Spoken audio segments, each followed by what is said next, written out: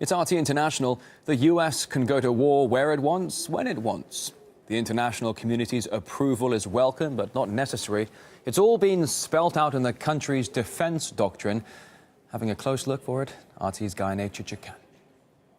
The language of the national security doctrine that the Obama administration put out 4 years ago is broad enough to encompass any action that Washington would see as being in the interest of the United States. It explicitly says the U.S. reserves the right to use force unilaterally to defend itself and its interests. Let me repeat a principle I put forward at the outset of my presidency. The United States will use military force unilaterally if necessary when our core interests demand it. What happens when international law seems to be getting in the way of that determination to act unilaterally? To talk about this, I'm joined by Gregory Copley, president of the International Studies Association. Thank you for coming. How easy is it for the U.S. to disregard the UN and UN norms if they contradict the U.S.'s own strategy? Well, the U.S. has, throughout the last 60, 70 years, been able to either lead the United Nations in forming an international coalition or an international set of opinions, or, when necessary, just disregard it.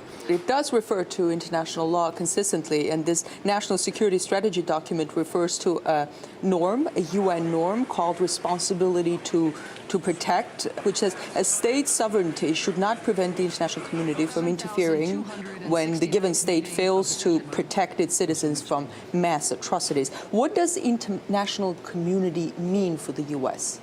Well, the U.S. has been accustomed, quite logically, because of its wealth and power, to leading the bulk of the international community over the years.